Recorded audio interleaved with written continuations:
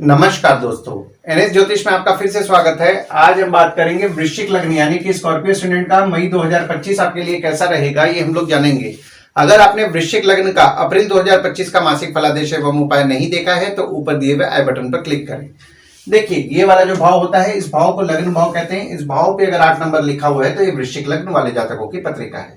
आइए देखते हैं शुरुआती तौर पे कौन कौन से ग्रह आपके किस किस भाव में बैठे हुए हैं। तो राहु, शुक्र, बुध और शनिदेव आपके 5वें भाव में बैठे हुए हैं। वहीं सूर्य आपके 6वें भाव में बैठे हुए हैं। गुरुदेव आपके 7वें भाव में बैठे हुए हैं और चंद्रमा आपके 8वें भाव में बैठे हुए हैं। मंगल जो है, मंगल आपके 9वें भाव में बैठे हुए हैं और केतु आपके 11वें भाव में बैठे हुए हैं। अब अगर हम लोग लग्न देख रहे हैं तो देखिए, लग्न पे आपके कोई ग्रह नहीं है, पर गुरुदेव की दृष्टि आपके लग्न पे पड़ रही है। सूर्य की दृष्टि 15 मई से पड़ेगी और बुध की भी 23 मई से पड़ेगी। और यहाँ पे देखिए, आपके 7वें भाव में बुध आदित्य योग बन रहा है, यानी कि बुध आदित्य योग जो आपके बन रहे हैं, तो सूर्य बुध दोनों की दृष्टि आपके लग्न पे पड़ेगी। तो आप समझदारी बुद्धिमानी से तो निश्चित तौर पर निर्णय लेने वाले हैं 23 मई से, और आपको ज्ञान की प्राप्ति हो रही होगी। और ये ज्ञान की प्राप्ति आपको 13 मई 2025 तक होगी। देखिए, आपके लग्न के जो स्वामी है ना, लग्न के स्वामी आपके 9वें भाव में विराजमान है। तो देखिए, 9वें भाव में लग्न के स्वामी विराजमान है, तो देखिए यहाँ पे आपका भाग्य आपका निश्चित तौर पर अच्छा साथ दे रहा होगा और आपका भाग्य साथ देगा भी पूरे मई के महीना में। वहीं दूसरे भाव में आपके कोई ग्रह नहीं है, पर यहाँ पे देखिए, गुरुदेव की दृष्टि 14 मई से पड़ेगी और शनिदेव की दृष्टि पड़ रही है और आपके दूसरे भाव के स्वामी आपके 7वें भाव में विराजमान है। देखिए, दूसरा भाव जो होता है ना, वो होता है आपके वाणी कुटुंब कोष का होता है। देखिए, शनिदेव की दृष्टि जो आपके दूसरे भाव में पड़ने लगी ना, वो 29 मार्च 2025 से पड़ने लगी। तो 29 मार्च 2025 से आपने नोटिस किया होगा कि आपके पारिवारिक संबंध में छोटे मोटे मनमुटाव हो रहे हैं।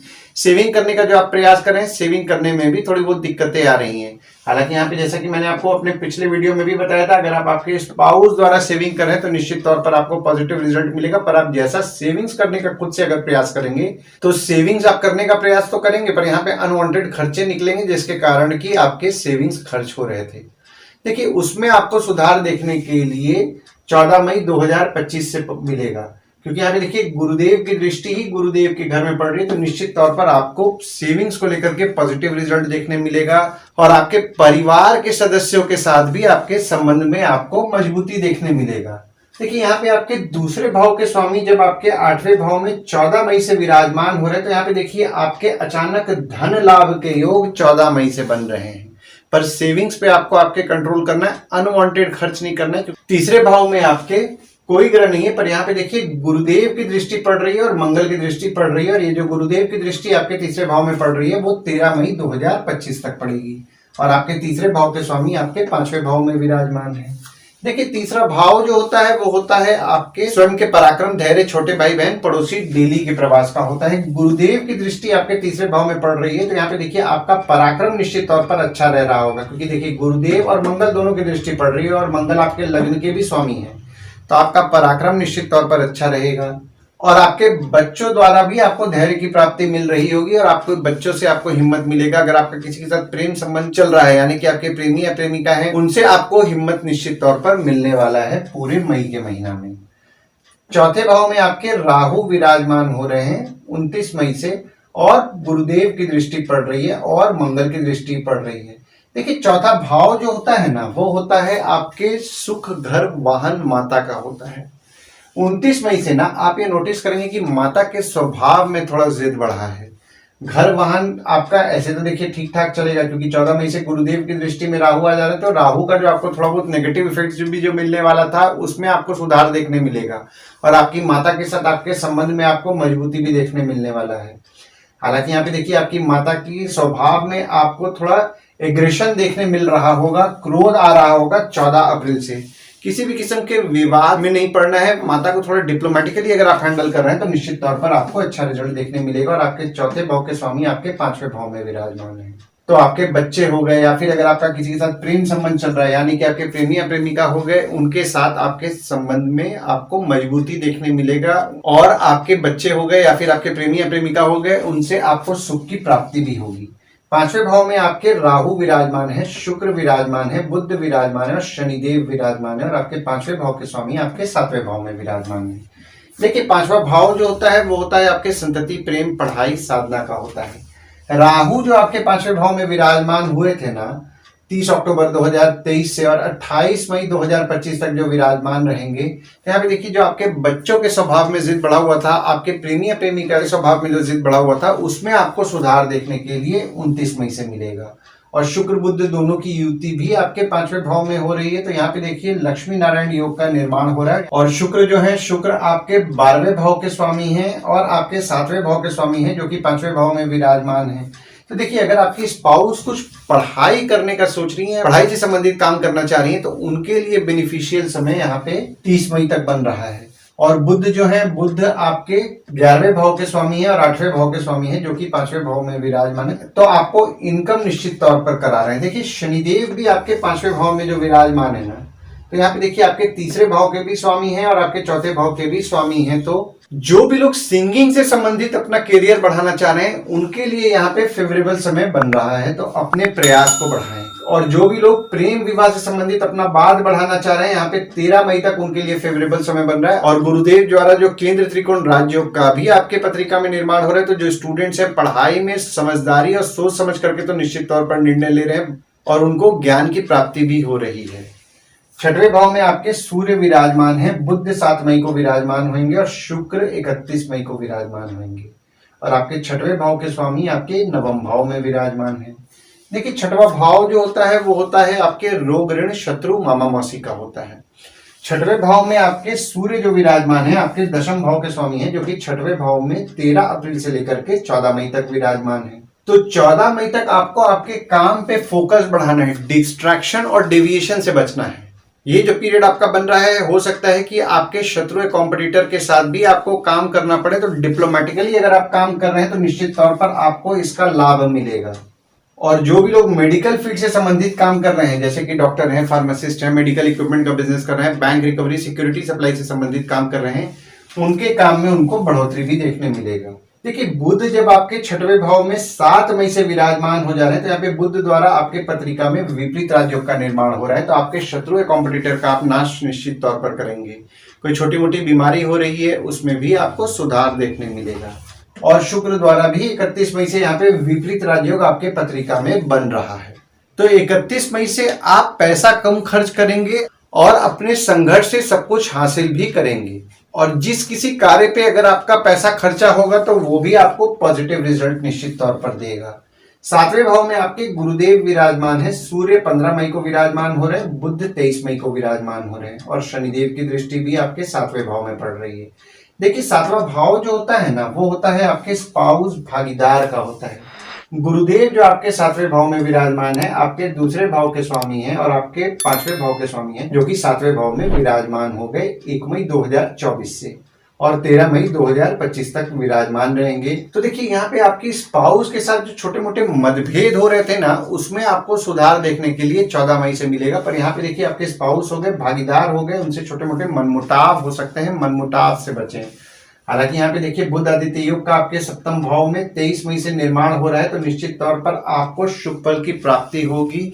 सोच समझ करके, समझदारी से आप तो निर्णय लेंगे ही, आपके भागीदार भी निर्णय लेंगे।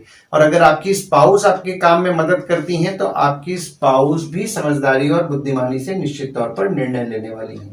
8वें भाव में आपके चंद्रमा विराजमान है और गुरुदेव 14 मई को विराजमान हो रहे हैं और आपके 8वें भाव के स्वामी आपके 5वें भाव में विराजमान है। देखिए 8वां भाव जो होता है वो होता है आपके आयु, जीवन, मृत्यु, अचानक धन लाभ, ससुराल का होता है। 8वें भाव में गुरुदेव जब 14 मई से विराजमान होंगे, तो यहाँ पे देखिए आपके ससुराल वालों के साथ छोटे मोटे मतभेद हो सकते हैं, मतभेद से बचें। पर आपके आयु के लिए निश्चित तौर पर गुरुदेव आपको शुभ फल की प्राप्ति कराएंगे, अचानक धन लाभ के आपके योग बनाएंगे। 9वें भाव में आपके मंगल विराजमान है और मंगल जो आपके 9वें भाव में विराजमान है वे नीच के हो जा रहे हैं। देखिए 9वां भाव जो होता है वो होता है आपके भाग्य, धर्म, जीजा, साली, साला, छोटे भाई के स्पाउस का होता है।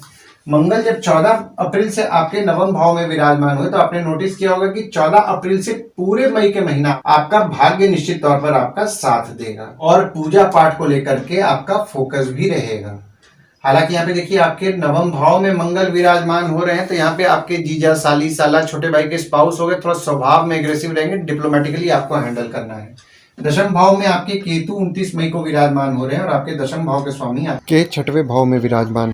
देखिए दशम भाव जो होता है वो होता है आपके बॉस, पिता, काम, ऑफिस का होता है। केतु जब आपके दशम भाव में 29 मई से विराजमान होंगे तो आपके बॉस को प्रेडिक्ट करना थोड़ा मुश्किल जाएगा, वे बोलेंगे कुछ करेंगे कुछ। और जब आपके दशम भाव के स्वामी आपके 7वें भाव में 15 मई से विराजमान हो रहे हैं तो यहाँ पे देखिए आपकी स्पाउस द्वारा आपको काम में आपके अच्छा सपोर्ट मिलने वाला है। भागीदारी में काम कर रहे हैं, भागीदार द्वारा आपको अच्छा सपोर्ट मिलेगा। और आपके स्पाउस या भागीदार द्वारा अगर आपका काम हो रहा है या वे आपके काम में मदद भी करते हैं तो उनसे आपको यश की प्राप्ति भी होगी। देखिए केतु चूंकि 29 मई से आपके दशम भाव में विराजमान हो रहे हैं तो यहाँ पे देखिए स्थान परिवर्तन के योग बना रहे हैं। हो सकता है कि जॉब में आप कोई जॉब स्विच करें और शहर आपको बदलना पड़े, तो यहाँ पे आपके स्थान परिवर्तन के योग भी 29 मई से बन रहे हैं। 11वें भाव में आपके केतु विराजमान है, गुरुदेव की दृष्टि पड़ रही है और शनिदेव की दृष्टि पड़ रही है और आपके 11वें भाव के स्वामी आपके 5वें भाव में विराजमान है। देखिए 11वां भाव जो होता है वो होता है आपके आय यानी कि इनकम, दोस्त, पहचान के लोग, कम्युनिकेशन, बड़े भाई बहन का होता है। केतु और विराजमान हो गए थे 30 अक्टूबर 2023 से और 28 मई 2025 तक विराजमान रहेंगे। तो यहाँ पे देखिए आपके इनकम के लिए निश्चित तौर पर शुभ फल की प्राप्ति करा रहे क्योंकि यहाँ पे गुरुदेव की दृष्टि में आ गए थे। पर 29 मार्च से जब शनिदेव की दृष्टि आपकी 11वें भाव में पड़ने लगी तो थोड़ा बहुत जैसा आप इनकम एक्सपेक्ट कर रहे थे वैसा नहीं मिलना। कम्युनिकेशन द्वारा काम करने का प्रयास कर रहे थे, थोड़ा मेहनत और स्ट्रगल आपको बढ़ाना है। यहाँ पे देखिए कम्युनिकेशन द्वारा आपका काम निश्चित तौर पर होगा पर आपको आपके काम में थोड़ा सा एफर्ट बढ़ाना पड़ेगा। एफर्ट बढ़ाइएगा, निश्चित तौर पर काम होगा। और जो भी स्टूडेंट्स पढ़ाई करते करते स्कॉलरशिप का प्रयास कर रहे हैं यहाँ पे उनके लिए 5 मई तक फेवरेबल समय बन रहा है। और जो भी लोग मेडिकल फील्ड से संबंधित काम कर रहे हैं जैसे कि डॉक्टर हैं, फार्मासिस्ट हैं, मेडिकल इक्विपमेंट का बिजनेस कर रहे हैं या बैंक रिकवरी, सिक्योरिटी सप्लाई से संबंधित काम कर रहे हैं, काम में भी बढ़ोतरी होगा और इनकम के योग भी 7 मई से 22 मई तक बन रहे हैं। 12वें भाव में आपके कोई ग्रह नहीं है पर यहाँ पे देखिए गुरुदेव की दृष्टि पड़ रही है, मंगल की दृष्टि पड़ रही है, सूर्य की दृष्टि पड़ रही है, बुध की दृष्टि पड़ रही है और शुक्र की दृष्टि पड़ रही है। और आपके 12वें भाव के स्वामी आपके 5वें भाव में विराजमान है। देखिए 12वां भाव जो होता है वो होता है आपके खर्च, जेल, फॉरेन, हॉस्पिटल, मोक्ष का होता है। देखिए जो भी स्टूडेंट्स पढ़ाई करने के लिए देश में ही कहीं बाहर जाने का प्रयास कर रहे हैं या विदेश जाने का प्रयास कर रहे हैं 30 मई तक उनके लिए फेवरेबल समय है, प्रयास को बढ़ाएं। और गुरुदेव की दृष्टि भी आपके 12वें भाव में 14 मई से पड़ेगी तो यहाँ पे देखिए 14 मई से आपके खर्चे बढ़ने वाले हैं। हॉस्पिटल संबंधित, दवाई संबंधित कुछ ना कुछ आपके खर्चे बढ़ेंगे। और सूर्य की दृष्टि भी आपके 12वें भाव में 14 मई तक पड़ रही है तो यहाँ पे देखिए सरकारी नियम नहीं तोड़ना है वरना सरकारी दंड भरना पड़ सकता है। और लेडीज को लेकर के आपके कुछ ना कुछ खर्चे बढ़ेंगे 31 मई से। कम्युनिकेशन डिवाइसेस को लेकर के खर्चे बढ़ेंगे यानी कि मोबाइल हो गया या फिर किताब हो गया या हो सकता है आप कोई सेमिनार भी अटेंड करें जिसके कारण आपके खर्चे 7 मई से 22 मई के बीच में बढ़ेंगे। और मंगल की दृष्टि भी आपके 12वें भाव में पड़ रही है 14 अप्रैल से। तो 14 अप्रैल से देखिए किसी से भी विवाद में नहीं पड़ना है और विवाद हो भी जा रहा है तो अगर आप अपने एंड से सॉल्व कीजिएगा, कोई भी कानूनी मामले में नहीं जाने दीजिएगा। तो ओवरऑल अगर मैं देख रहा हूं ना मई का महीना तो देखिए मई के महीना में आपके काम में आपके स्थान परिवर्तन के योग 29 मई से बन रहे हैं। और जो लोग मेडिकल फील्ड से संबंधित काम कर रहे हैं उनके काम और इनकम दोनों के लिए निश्चित तौर पर शुभ फल की प्राप्ति होगी। और जो लोग मेडिकल फील्ड से संबंधित काम नहीं कर रहे हैं उनके काम में थोड़ा सा डिप्लोमेटिकली चीजों को हैंडल करना है, खासकर फर्स्ट हाफ यानी कि 14 मई तक। अगर आपको किसी के साथ काम करना पड़ रहा है जिसको कि आप पसंद नहीं करते हैं तो शांतिपूर्वक काम कीजिएगा। अगर आप डिप्लोमेटिकली चीजों को हैंडल करेंगे तो निश्चित तौर पर आपको पॉजिटिव रिजल्ट देखने मिलेगा। आइए दोस्तों हम लोग गुड डेट्स, बैड डेट्स और रेमेडीज के बारे में बात कर लेते हैं। तो गुड डेट्स वो डेट्स हो जाते हैं जिस दिन अगर आप कोई नया काम शुरू करना चाह रहे हैं, कोई कंपनी में आपके एग्रीमेंट हो रहा है, कोई कंपनी में आपके ज्वाइनिंग हो रहा है या फिर अगर आप कहीं बाहर जाने का प्लान कर रहे हैं, कोई भी अच्छा काम करना चाह रहे हैं तो इस डेट्स को आप कंसिडर कर सकते हैं। तो डेट्स हो जाते हैं 3 से 5 तारीख, 13 से 15 तारीख, 18 तारीख और 19 तारीख। वहीं बैड डेट्स में अगर आप कहीं बाहर जाने का प्लान कर रहे हैं, कोई कंपनी में आपके एग्रीमेंट हो रहा है, कोई कंपनी में आपके ज्वाइनिंग हो रहा है या फिर अगर आप कोई नया सामान खरीदना चाह रहे हैं, कोई भी अच्छा काम करना चाह रहे हैं तो इस डेट्स को आप अवॉइड कीजिए। तो डेट्स हो जाते हैं 1 तारीख, 2 तारीख, 11 तारीख, 12 तारीख। इस डेट्स को आप कहीं लिख के रख लीजिए ताकि आपके ध्यान में रहे। और उपाय में आपको मंगलवार के दिन हनुमान चालीसा, बजरंग बाण, सुंदरकांड का पाठ करना है, ओम गणपते नमः का जाप करना है। और मंगलवार के दिन अगर आप हनुमान मंदिर या गणपति मंदिर जा रहे हैं तो निश्चित तौर पर आपको पॉजिटिव रिजल्ट देखने मिलेगा। आशा करता हूं इस वीडियो में दी हुई जानकारी आपको पसंद आई होगी। अगर आप हमें YouTube पे देख रहे हो और ये वीडियो आपको पसंद आया हो तो इस वीडियो को लाइक कीजिए, चैनल को सब्सक्राइब कीजिए, नोटिफिकेशन बेल जरूर दबाइए। और अगर आप हमें फेसबुक पेज पे देख रहे हैं तो फेसबुक पेज को लाइक कीजिए और फॉलो कीजिए। धन्यवाद दोस्तों, कल फिर मिलेंगे एक नए वीडियो के साथ।